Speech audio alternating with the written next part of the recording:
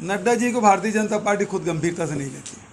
आपने देखा है कि वो केंद्रीय कार्यालय भारतीय जनता पार्टी का किस प्रकार से अमित शाह जी उसको धक्का दे के पीछे हाथ पकड़ के खींच रहे हैं उसको। तो नड्डा जी को ऐसे भी कोई गंभीरता से नहीं लेते और उसके बयान को हम लोग भी गंभीरता से नहीं लेते। और उसके जब से वो अध्यक्ष बने हैं वो अपने प्रदेश में हरा दिए अपने पार्टी को, और फिर उसके बाद अब कर्नाटक भी हो गया है। तो लगातार नड्डा जी, अब उसको चुना कौन है ये आज तक नहीं पता चला, दूसरा कार्यकाल, तो उसके बाद कौन गंभीरता से ले। और जहाँ तक कि राहुल जी की बात है, तो राहुल जी तो नफ़रत के बाज़ार में मोहब्बत की दुकान खुले हुए हैं, और जहाँ जाते हैं प्यार की बात करते हैं, मोहब्बत की बात करते हैं, जोड़ने की बात करते हैं। और उसको तकलीफ़ है क्योंकि बिना लड़ाई झगड़े के भारतीय जनता पार्टी का अस्तित्व खतरे में पड़ जाएगा। जब तक कि दो समाज के लोग नहीं लड़ेंगे, दो धर्म के लोग नहीं लड़ेंगे, दो भाई भाई नहीं लड़ेंगे, तब तक कि इनका स्वार्थ सिद्धि नहीं हो सकता। ठीक है, आखिरी लाइन ज़्यादा अच्छा रमन सिंह कमांडो घेरे से बाहर नहीं आ पा रहे, इसलिए दूरी बनी है कार्यकर्ताओं से, ऐसे भी आरोप लग रहे हैं। भाई वो कार्यकर्ता से दूर हो गए, पब्लिक से दूर हो गए, लेकिन कमांडो घेरा और बढ़ते गया है। भूतपूर्व होने के बावजूद भी वर्तमान मुख्यमंत्री से ज़्यादा सुरक्षा है उनकी।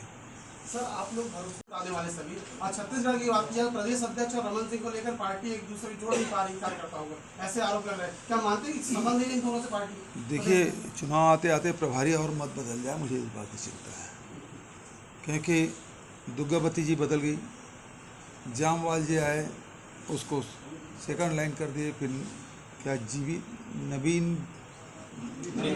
नितिन नवीन जी आए, वो भी अब हाशिए पे है। अब हमारे सीनियर लीडर आए हैं माथुर साहब, तो उसकी भी स्थिति वैसी ना हो जाए, क्योंकि वो बहुत प्रयास करने के बाद इन लोगों को एक मंच में ला नहीं पा रहे हैं। वो अकेले हेलीकॉप्टर में घुमाए पूरा बस्तर, जब तक स्थानीय नेता नहीं होंगे उसके घूमने से क्या होगा। रमन सिंह भी कमांडो घेरे से बाहर नहीं, जो डिजिटल जनगणना शुरू करने वाली है, मतलब कुल मिला के एक ही जनगणना नहीं होगी, दूसरा आर्थिक सर्वेक्षण नहीं होगा, योजनाएं बनेगी कैसे। भाई खड़गे जी, राहुल जी लगातार ये मांग कर रहे हैं, दूसरे विपक्षी दल के लोग मांग कर रहे हैं कि जाति जनगणना होना चाहिए, क्योंकि इन 75 सालों में जहां हम लोग पहुंचे हैं, ऐसे चाहे वो SC हो, ST हो, OBC हो, अपर क्लास के लोग हो, माइनॉरिटी हो, उसमें भी बहुत सारे ऐसे जातियां हैं जो पिछड़ गई है। तो जब तक कि उसका सामाजिक सर्वेक्षण नहीं होगा, आर्थिक सर्वेक्षण नहीं होगा, तो पता कैसे चलेगा कि अपर क्लास में भी देखें बहुत सारे ऐसी जातियां हैं जो अपर क्लास में तो आते हैं, लेकिन उनकी आर्थिक स्थिति उसमें कोई बदलाव नहीं आया, बल्कि कमज़ोर हो गया है। SC में, ST में देखेंगे, OBC में देखेंगे, बहुत सारी जातियां हैं जो उसका लाभ नहीं ले पा रहे, वंचित हैं। तो आपके पास यदि डाटा होगा, घर घर जब तक कि नहीं जाएंगे तब तक कि आप जानकारी कैसे इकट्ठा कर पाएंगे। और जब आपके पास जो जानकारी नहीं होगी तो योजना किस प्रकार से बनाएंगे। क्योंकि जैसे अब आवास के बाद खूब हल्ला कर रहे थे भारतीय जनता पार्टी के, हम लोगों ने कहा हम आर्थिक सामाजिक सर्वेक्षण करा देते हैं, और हमने कराया, हमारे पास अब रिपोर्ट मतलब सारे डाटा आ गए हैं। अब उसको व्यवस्थित कर रहे हैं, परीक्षण भी कर रहे हैं, तो वो कितने आवासहीन हैं, किसके पास एक कमरा है, किसी एक कमरे का मकान है, 2 कमरे का मकान है, किसी के पास कच्ची है, किसी के पास पक्की है, कौन गैस सिलेंडर उपयोग कर रहा है, कोई नहीं कर रहा है, शौचालय का उपयोग हो रहा है नहीं हो रहा है, ये जानकारी हम लोग ले रहे हैं। तो वो जब डाटा हमारे सामने कैबिनेट के सामने रखा जाएगा विभाग के द्वारा, तो उसमें फिर योजनाएं बनेगी। तो जब हम 1 महीने के भीतर में पूरे छत्तीसगढ़ में कर लिए हैं, तो देश में क्यों नहीं किया जा सकता। तो उसको डिजिटल करने की क्या ज़रूरत है। डिजिटल में क्या पता चलेगा, जब तक कि आप घर में तो सारे लोग लिख देंगे हम आवासहीन हैं, तो क्या मान लेंगे उनको। तो जब तक कि सरकारी कर्मचारी घर में जाके खुद अपनी आंखों से नहीं देखेंगे, उनके घर के मुखिया से लेके जानकारी नहीं भरेंगे, तो वो जो डाटा आएगा वो विश्वसनीय नहीं होगा। जिस तरह से केंद्रीय नेतृत्व सुवेंदु अधिकारी, उनका आरोप है जो बालासोर की घटना हुई है जिसमें ट्रेन का जो हादसा हुआ, उसके पीछे TMC जिम्मेदार है। देखिए, ये जो आरोप लगा रहे हैं, तो TMC उसके जवाब देने के लिए वो सक्षम है। और जहाँ तक के बालासोर जो दुर्घटना हुई है बेहद दुर्भाग्यजनक है। जो रेल मंत्री ये कहे कि 1 किलोमीटर पहले से जानकारी हो जाएगी यदि कोई दूसरी तरफ से ट्रेन आ रही है कवच, तो कवच तो छिन्न भिन्न हो गया और इसमें 300 लोगों की जानें चली गई, 900 से अधिक लोग घायल हुए। और अभी तक के वो कवच अभी सीबीआई जांच कर रही है, तो कवच के बारे में भी जांच करेंगे क्या? उस जांच के बिंदु में ये भी शामिल है कि नहीं है? और इसमें जो अभी तक के भारतीय जनता पार्टी के केंद्र सरकार के द्वारा केवल ऑर्नामेंटल सुधार करने का काम किया, मतलब प्लेटफॉर्म चमका दो और वंदे भारत ट्रेन चला दो, लेकिन ज़रूरत की जो चीज़ें हैं वो तो बंद पड़ी। छत्तीसगढ़ में 24 ट्रेनें बंद हो गई और केवल कोयले वाले ट्रेन है, गुड्स ट्रांसपोर्ट है, वही भरे लोग चलाते रहे हैं। इससे आम जनता तो तकलीफ़ में आई, क्योंकि वंदे भारत का किराया इतना है कि आम जनता उसके जेब के क्षमता के बाहर है। ठीक है, की बारात भारतीय जनता पार्टी 15 साल वाली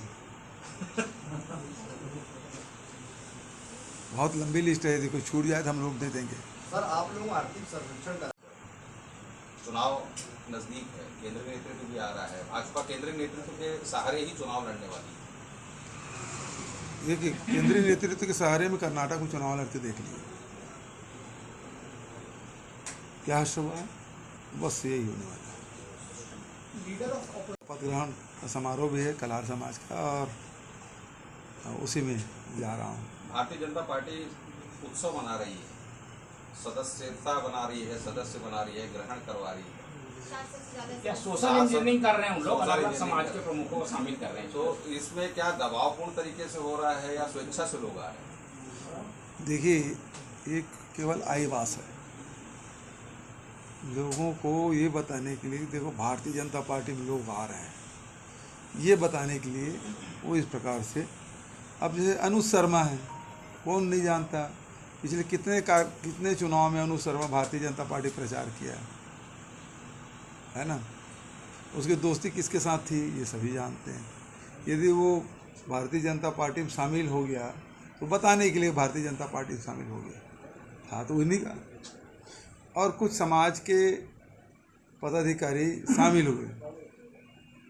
तो समाज जो आदमी किसी दल में नहीं है वो शामिल हुआ है, कोई दल छोड़ के तो नहीं आया है।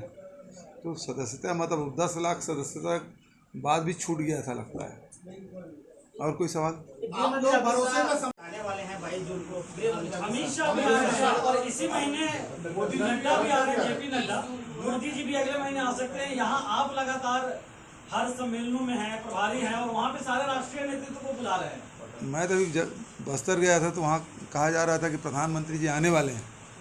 उसके बाद जब यहाँ आए तो पता चला गृह मंत्री जी आने वाले हैं और आप बता रहे हैं कि नड्डा जी आने वाले हैं।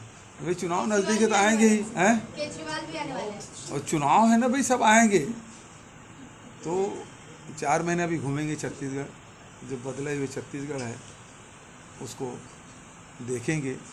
ये 4.5 सालों में जो हमने काम किया है, किसानों के, मजदूरों के, गरीबों के, आदिवासियों के, महिलाओं युवाओं के हित में जो काम किया है उसको देखेंगे। केंद्रीय नेतृत्व के आगे कौन बचाएगा?